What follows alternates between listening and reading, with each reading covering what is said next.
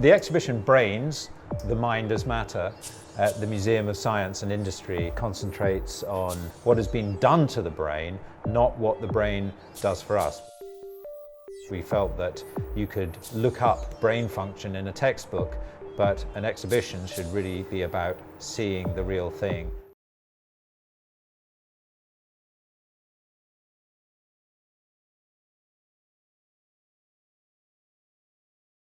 One of the recollections I have of working on the exhibition, and particularly conversations that we had with you, Marius, was that sense of learning on the job. So I think we commissioned you to do an exhibition that you didn't deliver, but not with a sense of disappointment that we wanted one thing, but actually in working with you, we realised that there was a bolder, stronger, more intriguing idea that came out of the curatorial process. That sense of going back on ourselves and being maybe a little bit humbler in what we thought the exhibition is about is something I think we kept close to in other projects, where we would ask ourselves, is this really the best thing to do within an exhibition context around this topic? And how can we make sure that we go back to the very things themselves and learn from them, rather than fishing for things that would allow us to say things that we already knew? And that habit, I think, was probably already there a bit, but I think this project really did remind us just how powerful it can be to be close to the stuff, to work patiently, to reach out from the beginnings of knowing what this is about and to begin to involve other people and other ways of looking at things. Having an academic researcher helping us, or leading the research and the exhibition, can be enormously valuable. It's great to have somebody whose work is in the field of research, but actually, in your case, not particularly in the field of neuroscience or into the brain. In a way, it was a comparatively new subject to you. And I think that sort of freshness that brings is echoed by the fact that the audience are mostly coming to this fresh as well. And so there's a kind of shared interest. And the research that you put in to the exhibition is kind of reflected in the feel of the exhibition itself, and it gives the audience a nice way into it. And you're looking perhaps at artists who are thinking about brains for the first time. You're looking at that with fresh eyes. They're coming to a very scientific subject with a kind of different viewpoint, and it's really refreshing to have those very different viewpoints represented in an exhibition. Working with the Wellcome Trust and yourself meant that we were able to bring in an exhibition of far higher quality than we would have been able to produce on our own at the same point, because the museum had not done a substantial exhibition using its own collections for the previous 5 years. So a lot of knowledge about how to curate, how to think, how to actually just physically put on a very high quality exhibition had left the organisation, and we were now looking to start to bring that back. So internally, this was a way for us to achieve a goal. It was a way to build a partnership with the Wellcome Trust, who were interested in working with organisations outside London to further the reach of their own exhibitions. And it was really a way to set a quality benchmark for our own internal people. And we were really pleased that the content of the exhibition extended beyond the content that had been shown in London, that one of our curators was able to work with you on making a selection of material from Manchester, so that there was a Manchester flavour to the exhibition. This was about setting an ambitious curatorial benchmark for the organisation, which then has fed through into other exhibitions. Also about working with Wellcome. So the success of the exhibition was agreed upon, and we then went on to co-develop with Wellcome an exhibition called Electricity, the Spark of Life, which showed first at the Wellcome Collection in London, then at the Tylers Museum in the Netherlands, and in autumn 2018 it will come to the Museum of Science and Industry in Manchester. So in a few short years, we've gone from having no exhibition programme through the stepping stone of Brains to having an international touring exhibition co-developed with other partners. So in museological terms, that's quite a big deal. I visited the exhibition with a fellow PhD student. He was a neuroscientist, and we purposely visited together to see what it was like to visit that kind of exhibition from two different perspectives. I particularly responded to the visual layout and to the models and the kind of intricate, I suppose, the crafted elements.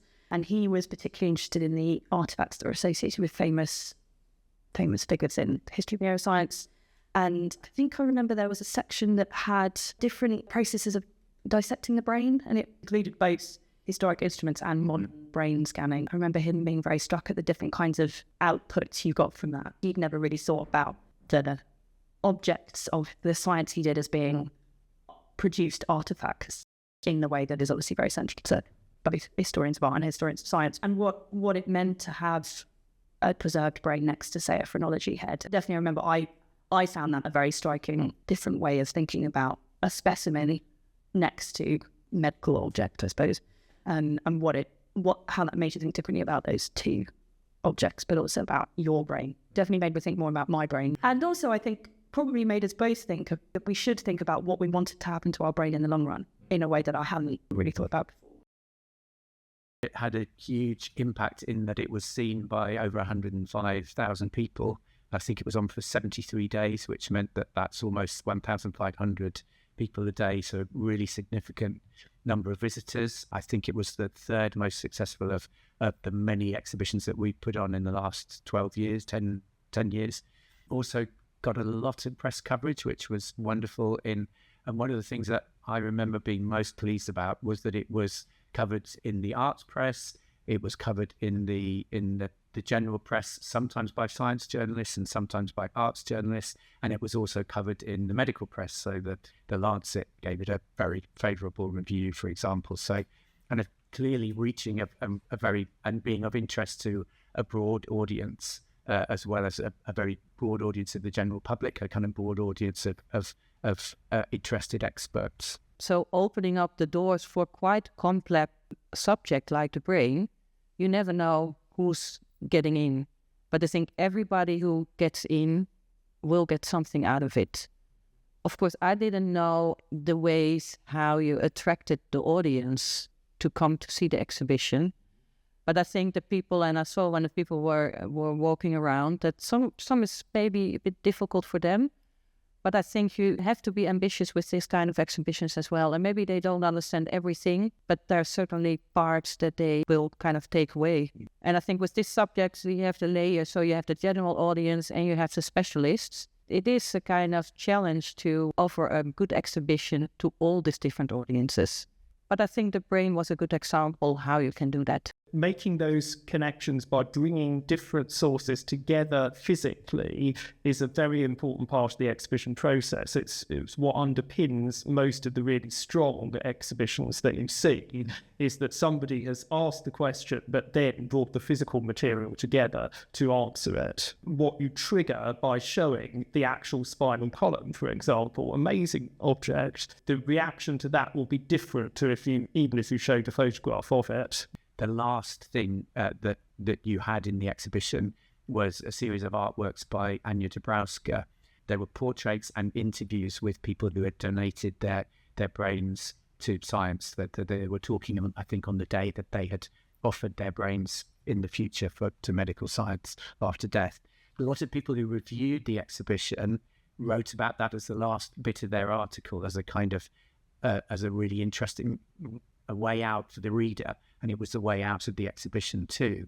And here was something kind of future looking to hold on to, something with an emotional impact, but something also of huge social importance to kind of encourage people to think about donating their organs. So I think that kind of impact that works on a social level, an emotional level, and at a medical level, I think that's enormously powerful. And Anya's project was actually initially funded by the Wellcome Trust before we were thinking about the exhibition, I think. And it had been shown in a small exhibition somewhere else where it wouldn't have had a huge impact, but by bringing it into Wellcome Collection and putting it in that much wider context, I think it had a fantastic impact, as I say, both kind of emotionally, socially and medically. Not only was it at Wellcome, which is known as a very innovative exhibition, but then it moved to MoSI, which is in many ways a very traditional sort of science museum.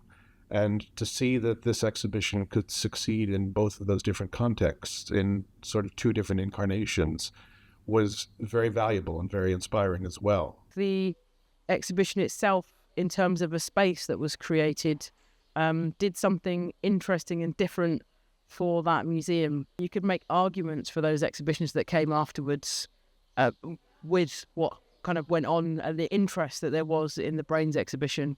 So there was kind of a legacy to it that enabled the space, the people, the ways of working, and this idea of local content that could connect and resonate with very different audiences that we have in Manchester compared to London. That was a kind of a unique opportunity, if you like, and a legacy, I would say, from that exhibition. Came on with this game. It's quite an arcadey game. It involved basically clicking on points in this neuron, basically to grow a neuron as fast as you could.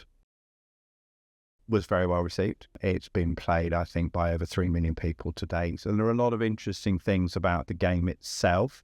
It gives you links to Wikipedia. So as part of the information that you get when you end the game, you achieve a certain length of neuron, it gives you a comparison to what kind of neuron you might have grown and links you out to Wikipedia. We allowed a researcher to use the analytics inside the game to conduct a quite remarkable piece of very large-scale psychological research. So the kind of psychological research that's usually only done by small groups, about basically testing whether some people were good at games and other people weren't, or whether Malcolm Gladwell's thesis of 10,000 hours of practice will make you good at anything holds true. And it turns out Malcolm Gladwell's thesis didn't hold true, and that there were two very distinct groups of players within the audience for the game, some of whom got very good quickly, and others whom got good less quickly and then plateaued.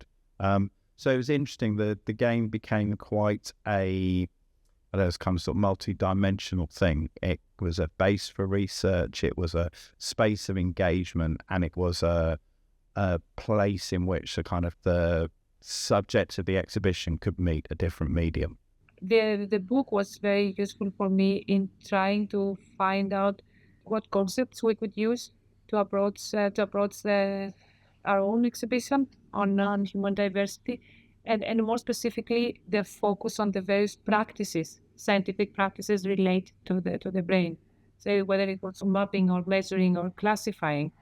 So this focus on material thing and the practices around it informed a lot how we looked at human diversity, how we put the thing that the human diversity is connected to, whether it was DNA or earlier on skulls or bones, and what kind of practices were collected around it. Of course, it was wonderful to be part of the exhibition. People still reference the work from the original catalogue. I find that that's had a longevity, the circulation of the catalogue. People that have seen it in Korea and Italy and things like that, so away from the actual venue as well. So I definitely have that sense that it was one of these projects that had its own life and a sort of easy organic evolution that turned it into much more than what we were expecting at the beginning.